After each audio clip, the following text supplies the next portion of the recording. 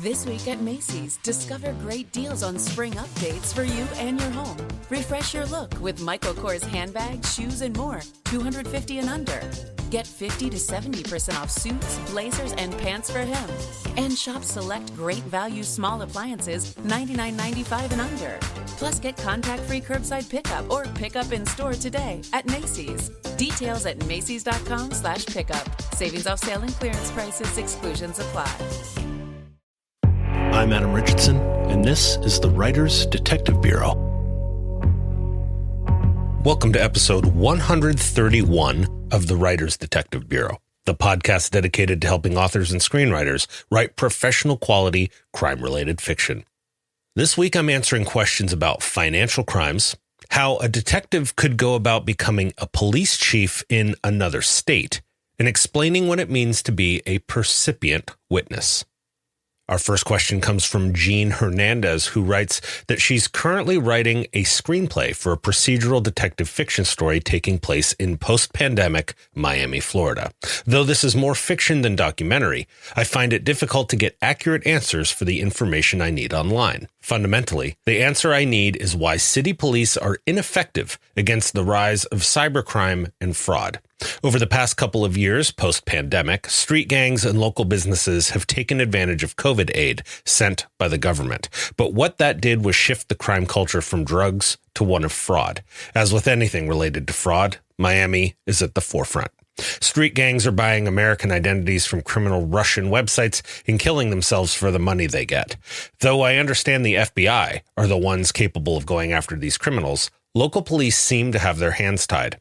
I had the story focus on a financial crimes unit. I can't seem to find a clear procedure to string the storyline. Any help is appreciated. Thank you. You've come to the right place, Jean. Thank you for the question.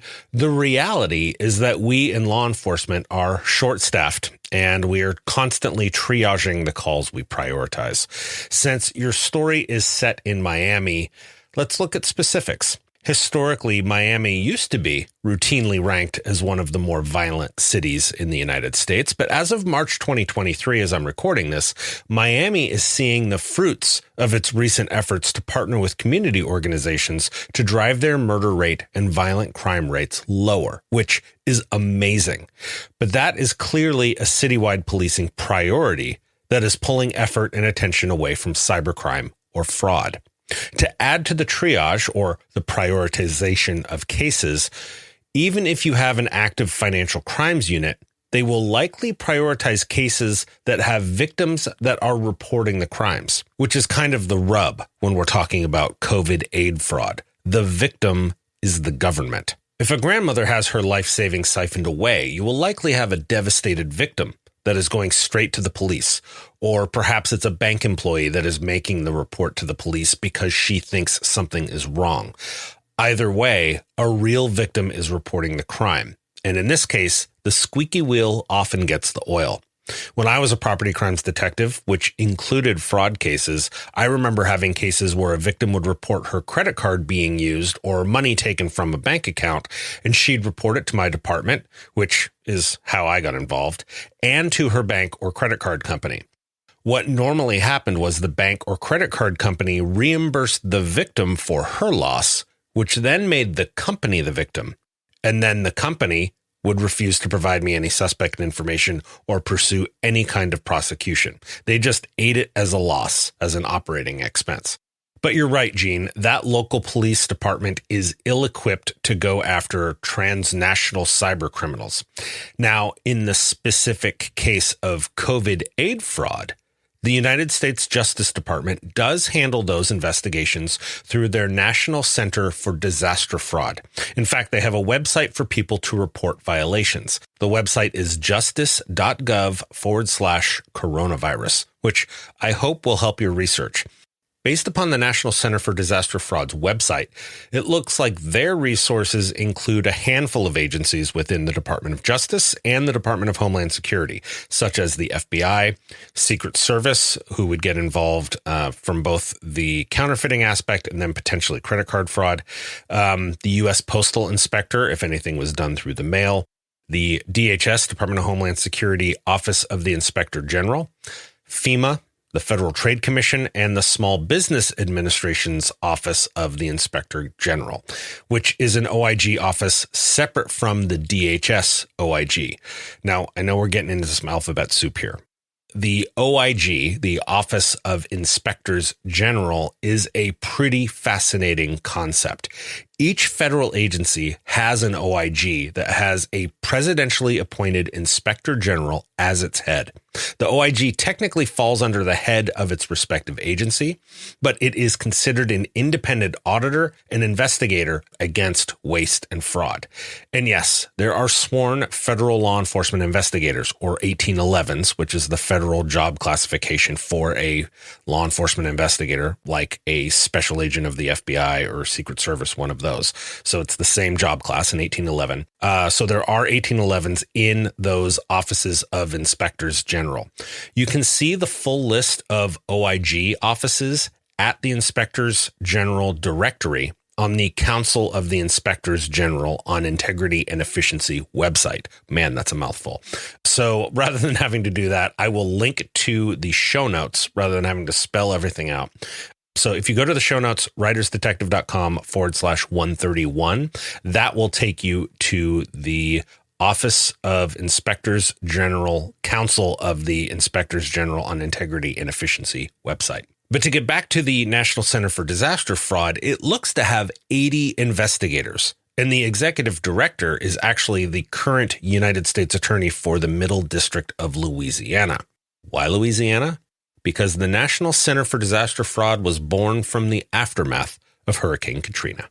Thank you so much for the question, Gene.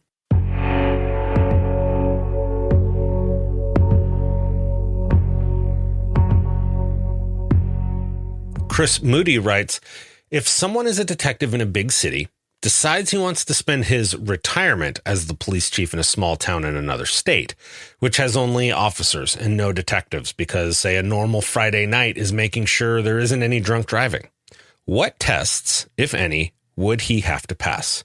Specifically thinking about a city like Mayberry from the Andy Griffith Show. Thanks for the question, Chris. A former partner of mine actually did exactly this. She retired from my department as a detective and then became the chief of a really small town. I think there were only a handful of officers somewhere in Middle America.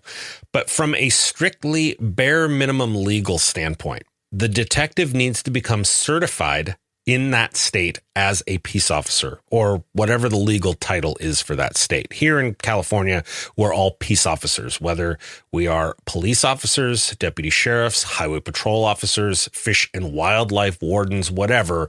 Legally, we are all considered peace officers. It's kind of a catch-all term. To become certified in that state, you either need to attend a police academy in that state, or in some cases, other states may recognize your existing training from your home state and issue either a waiver letter or some sort of equivalency. Essentially, something that shows that your previous training has been considered equivalent to what their state requires. And there is often some sort of state exam in order to show that you have that competency. Most often, though, there's some sort of abbreviated course for out-of-state peace officers followed by an exam at the end. Just because I'm fully trained to be a peace officer in California does not mean that I know what the criminal code or the vehicle code sections are in some other state that I move to. Depending on which states you choose, Chris, will determine the specific route that your character needs to take. I'd Google the name of the state that your character will become chief in, and then search for the terms POST, P-O-S-T, which can stand for either peace officer standards and training or police officers standards and training, depending on which state it is. And then I would also search for peace officer out-of-state reciprocity, out-of-state peace officer eligibility, or peace officer training equivalency, and see what the results say about the state where your character had been a detective and what it says for the state of where your now chief is going to be. But that's just the bare minimum to get certified. To become a chief, you have to get hired by a city or township, and that can be a very competitive process. And there are specific classes cops can take to better prepare themselves for the role of becoming a police chief. There are also professional organizations that provide ongoing trainings as well, such as the IACP, the International Association of Chiefs of Police. If your character had been in middle management, so let's say a rank certainly higher than detective, but usually a lieutenant or above, they might have had an opportunity to attend the FBI National Academy at Quantico.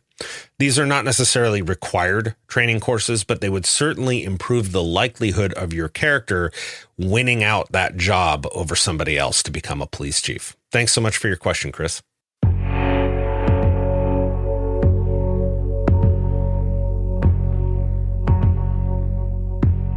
Joan Raymond sent in this next question, and I want to mention real quick that Joan has a wonderful YouTube channel all about writing, which you can find by going to youtube.com/@a-heart-for-writing. So it's the @ symbol, a heart for writing. If you weren't aware, YouTube is now taken on, just like everyone else, the @ symbol for usernames. So youtube.com/@a heart for writing.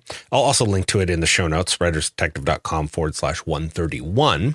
But Joan writes, in my story, a detective and ex-wife are seen arguing. Later, she turns up dead. They question him and his alibi checks out. Would he be able to work the case, or would it be a conflict of interest? How much leeway do I have on keeping him on the case? The old loved one involved in the investigation trick. The answer is not much leeway at all. Having him involved in the case at all would jeopardize the case if and when it goes to trial with the real suspect.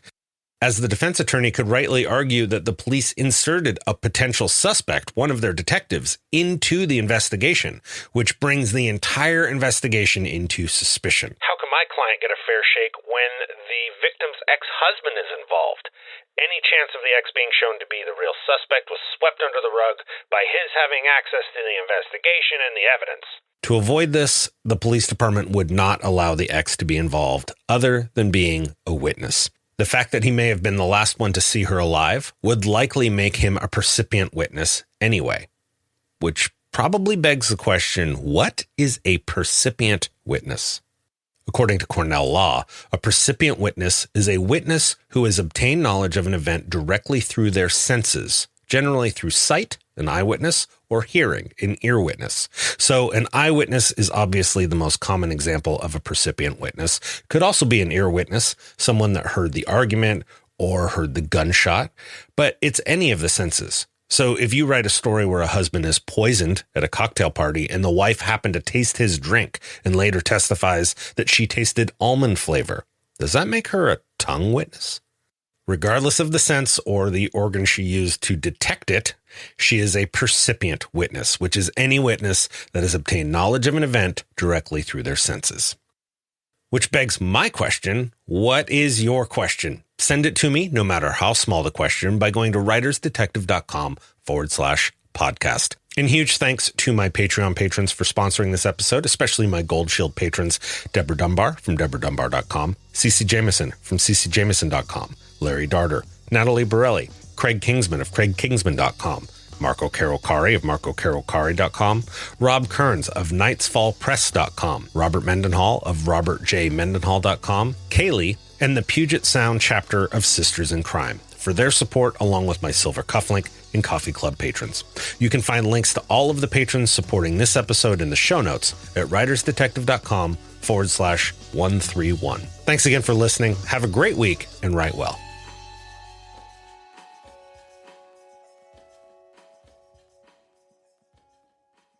Get ready, because Scott's is taking over Daylight Saving Time. It's such a big event that we're calling it Day-Long Saving Time. And now it's got real savings. In fact, it's the biggest deals of the year. Audacious? Absolutely. So don't wait. Stock up early and you'll be able to save up to $20 on Scott's Triple Action and Easy Seed products today at the Home Depot and Lowe's.